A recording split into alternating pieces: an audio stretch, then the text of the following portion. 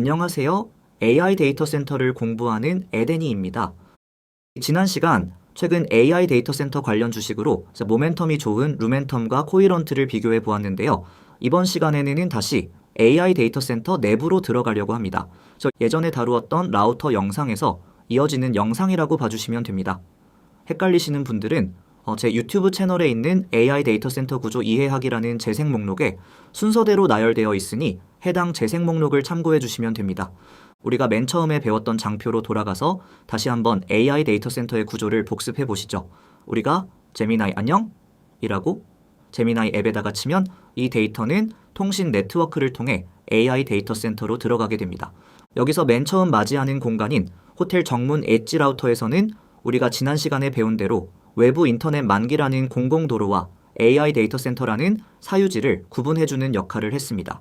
혹시 이 부분이 궁금하신 분들은 오른쪽 상단에 카드로 넣어둘 테니 해당 영상을 참고해 주시면 됩니다. 이 다음으로 만나는 공간이 바로 오늘 우리가 배울 게이트웨이 노드라는 공간입니다. 게이트웨이 노드는 사진에서 보이시는 것과 같이 AI 데이터 센터라는 호텔의 로비 역할을 합니다. 우리가 호텔 로비에 있는 카운터에 가면 가장 먼저 무얼 하죠? 호텔 손님인지 예약을 확인하고 방을 배정받잖아요. 게이트웨이 노드의 역할도 마찬가지입니다. 들어온 데이터가 우리 AI 데이터 센터로 들어오는 데이터가 맞는지 신원을 확인하고 이상한 취객은 아닌지 보안 검증을 완료한 다음에 지금 남아있는 GPU라는 방에 배정을 하는 역할을 하죠. 이 부분에 대해 좀 더 자세히 배워보도록 하겠습니다. 게이트웨이 노드의 역할은 크게 세 가지입니다. 사진에서 보이시는 바와 같이 통역사, 보안관, 교통경찰의 역할을 수행하죠. 각각의 역할에 대해 좀 더 자세히 배워보자면 우선 외부 인터넷망에서 쓰는 범용 언어인 이더넷을 내부에서 쓰는 인피니밴드나 AI 전용 이더넷 등 초고속 전문 언어로 바꿔주는 통역사 역할을 합니다. 다음으로 외부로부터 들어오는 해킹 등 공격을 막고 암호화된 데이터를 풀어 헤쳐 AI 데이터 센터 내부로 전달하는 보안관 역할을 하죠. 또한 수많은 사용자의 요청을 가장 한가하거나 최적화된 GPU로 안내하는 교통경찰 역할을 수행합니다. 이러한 역할을 수행하기 위해서 정말 많은 부품이 필요한데 오늘은 그 중에서도 가장 핵심이 되는 CPU와 DPU에 대해서 배워보도록 하겠습니다. 게이트웨이 노드에서 CPU는 AI 데이터 센터라는 파인다이닝 음식점의 사장이자 총괄 매니저입니다. 제미나이, 안녕? 이라는 요청을 손님이라고 가정하고 이 손님이 AI 데이터 센터에 들어왔다고 가정해봅시다. 이 식당 안에는 수많은 GPU라는 셰프가 있습니다. 이러한 상황에서 CPU는 손님을 어디로 모실지에 대한 답을 내려주는 역할을 합니다. 보다 구체적으로 상황을 파악합니다. 이걸 어려운 말로 로드 밸런싱이라고 하는데 1번 요리사는 바쁘고 5번 요리사는 쉬고 있는 상황을 파악하는 역할을 하죠. 다음으로 그럼 5번 요리사가 쉬고 있으니 이 손님을 5번 요리사한테 보내라는 자리 배정을 합니다.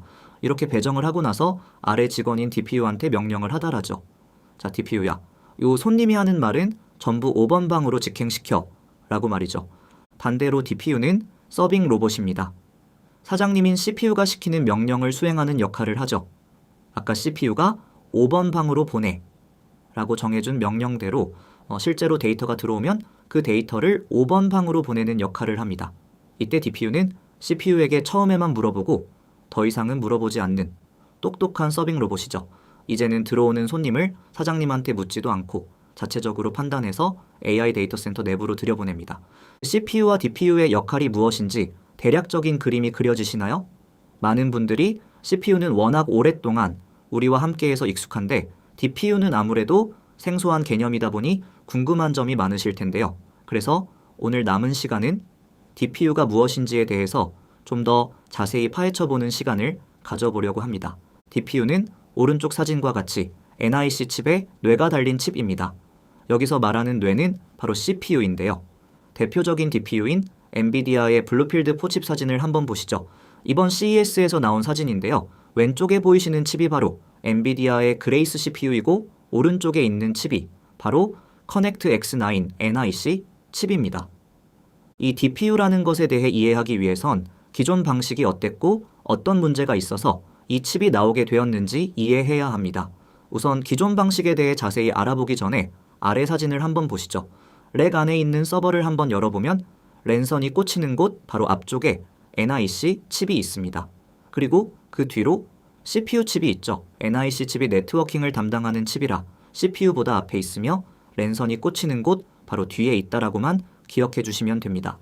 그럼 이제 예전 방식에 대해 자세히 배워보시죠. 예전에는 CPU 만능주의의 시대였습니다.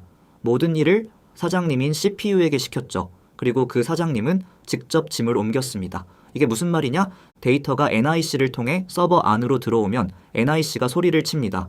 사장님, 여기 데이터 왔어요. 하던 일 멈추세요. 라고 말이죠.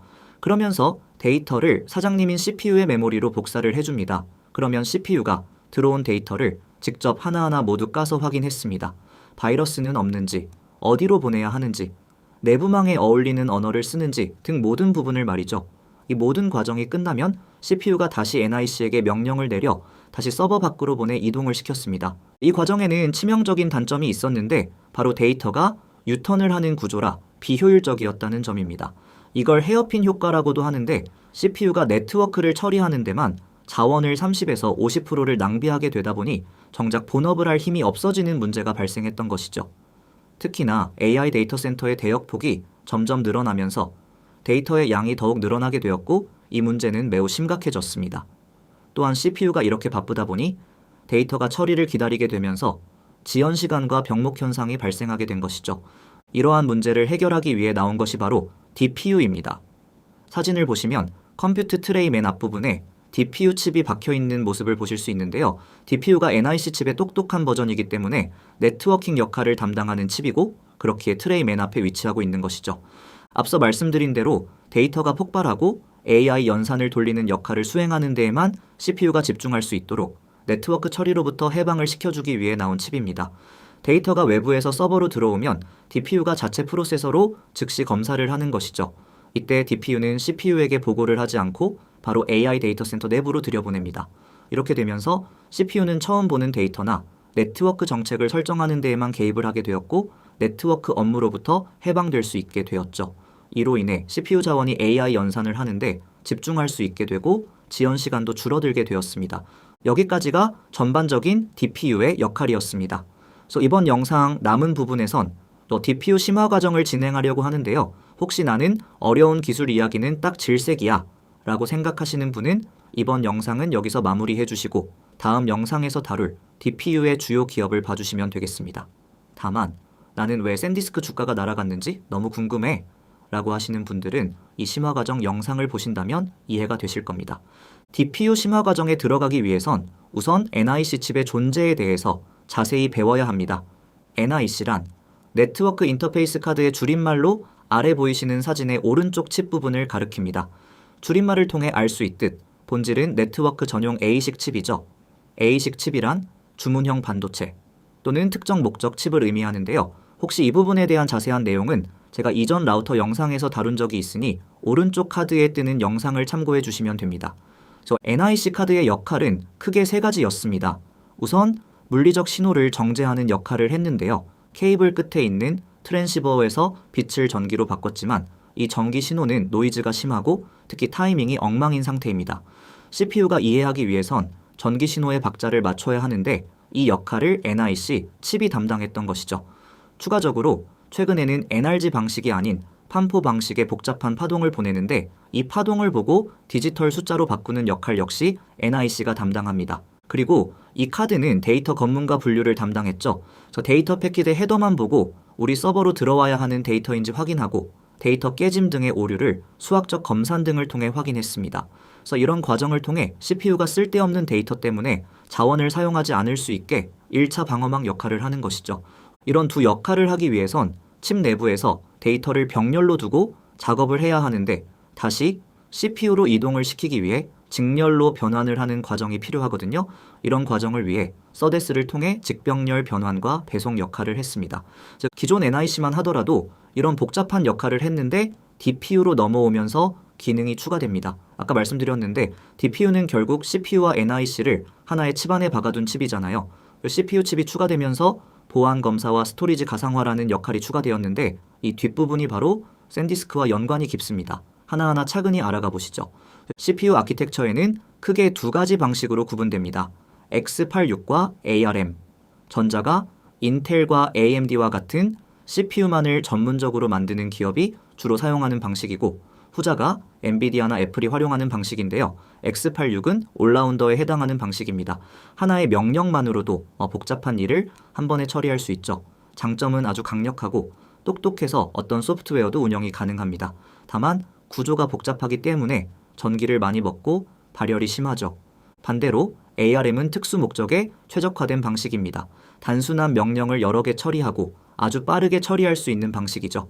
이 방식의 가장 큰 장점은 바로 전기 소모가 적고 발열이 적다는 것입니다. 보통 저전력 CPU라고도 부르는데 우리가 평상시에 매일 사용하는 스마트폰도 이 방식을 사용합니다. 이 방식을 사용하기 때문에 우리가 스마트폰을 하루 종일 사용하더라도 못 만질 정도로 뜨거워지지 않을 수 있는 것이죠. 참고로 DPU도 이 ARM 방식을 사용합니다. X86을 사용하면 전력과 발열로 인해서 버틸 수가 없거든요. 이 두 방식에 대해 자세한 내용이 궁금하신 분들은 아래 표로 비교해 두었으니 영상을 잠시 멈춰두고 봐주세요.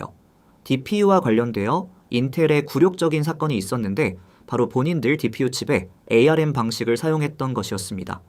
인텔이 1986년부터 사용해온 방식이 바로 X86 방식인데 DPU에서는 도저히 이 방식을 못 쓰겠다고 하면서 ARM 방식을 사용했거든요. 그만큼 DPU에서는 ARM 방식이 대세라고 봐주시면 됩니다.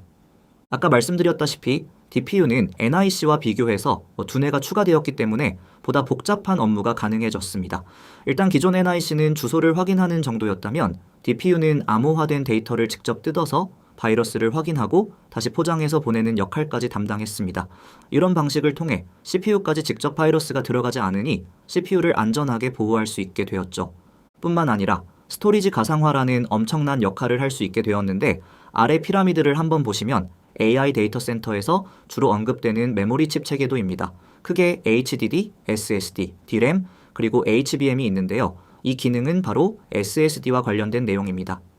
넘어가기에 앞서 말이 나온 김에 나중에 배울 내용도 잠깐 보고 가시죠. HBM은 GPU 짝꿍이고 DRAM은 CPU 짝꿍입니다. HBM과 DRAM은 각각 GPU와 CPU라는 요리사가 데이터라는 재료를 썰기 위한 도마대라고 봐주시면 됩니다. GPU와 CPU는 기억 능력이 없고 또 연산 능력만 있거든요. 각각 HBM과 DRAM에 데이터를 저장해두고 연산을 통해 결과값을 내는 것이 바로 컴퓨팅의 핵심이다 라고 봐주시면 됩니다. HBM은 오른쪽 사진에서 금색 부분에 해당하고 DRAM은 칩 자체에서는 잘 보이지 않지만 오른쪽 사진과 같은 모습이라고 봐주시면 됩니다. 자, 그럼 이제 다시 돌아와서 DPU의 스토리지 메모리라는 게 뭔지 알아보시죠. 이 기능은 CPU에게 거짓말을 하는 기술인데요. 마치 1000테라짜리 하드디스크가 지금 이 서버에 꽂혀 있다고 속이는 것입니다. 그러니까 마치 USB가 컴퓨터에 꽂혀 있지 않지만 꽂혀 있다고 속이는 방식이라고 생각하시면 됩니다. 이 방식이 필요한 이유는 AI 학습이나 추론을 위해선 엄청난 양의 데이터를 필요로 하거든요. 근데 문제는 서버 한 대당 SSD를 1000개씩 꽂는 건 불가능합니다. 공간도 없고 발열 때문에 답이 안 나오거든요. 그래서 AI 데이터 센터에서는 현실적으로 스토리지 서버라는 창고에다가 SSD를 저장해 두거든요. 근데 GPU나 CPU는 내 몸, 그러니까 메인보드 위에 직접 SSD가 꽂히는 것을 좋아합니다. 마치 우리 집 컴퓨터 위에 SSD 카드를 넣는 것과 마찬가지의 방식을 좋아하는 것이죠. 왜냐하면 멀리 있는 데이터를 가져오려면은 필연적으로 보안과 네트워킹 업무를 해야 하는데 이 과정이 복잡하고 시간이 소요되기 때문이죠. 바로 이 부분에서 DPU가 역할을 합니다. 멀리 떨어진 창고에 있는 데이터를 마치 내 컴퓨터 안에 꽂혀 있는 것처럼 CPU를 속입니다. 그러니까 이런 방식으로 돌아가게 되는데 CPU는 내 옆에 SSD가 있네? 여기서 데이터 읽어야지 라고 하면 DPU는 주인님이 데이터 읽으라신다. 얘들아, 저쪽 창고 3번 SSD 가서 데이터 가져와 라고 하면은 순식간에 네트워크를 타고 가서 원격 SSD에서 데이터를 가져옵니다. 데이터를 가져오기 위해서 필요한 복잡한 네트워크나 통신 규약은 DPU가 알아서 처리하는 것이죠. 이 과정을 순식간에 처리한 다음에 DPU는 CPU에게 데이터를 던져줍니다. 그래서 CPU는 내가 받는 데이터가 바로 옆에서 온 데이터로 착각하는데 사실은 수십 미터 밖에서 날아온 데이터였던 것이죠. 이 스토리지 가상화가 DPU를 통해 가능해졌기 때문에 이번 CES에서 젠슨 황은 추론 영역에서 낸드 플래시 메모리를 엄청나게 늘릴 것이라고 말했습니다. 그러면서 샌디스크 주가가 날아갔는데 이건 모두 DPU가 스토리지 가상화를 해주고 있기 때문에 가능한 일이었던 것이죠. 오늘은 게이트웨이 노드, 그 중에서도 핵심 부품인 DPU에 대해서 알아보았는데요. 다음 시간에는 이 DPU의 대표 기업들에 대해 알아보고 게이트웨이의 나머지 부품들에 대해서 배워보는 시간을 가져보도록 하겠습니다. 그럼 여러분들의 곁에서 AI 데이터 센터를 공부하는 에덴이는 이만 물러가겠습니다. 다음 시간에 만나요. 안녕! 인공지능의 핵심인 데이터 센터를 둘러봤습니다. 정말 흥미롭죠? 다음 영상에서 더 유익한 정보로 찾아올게요. 구독해주세요.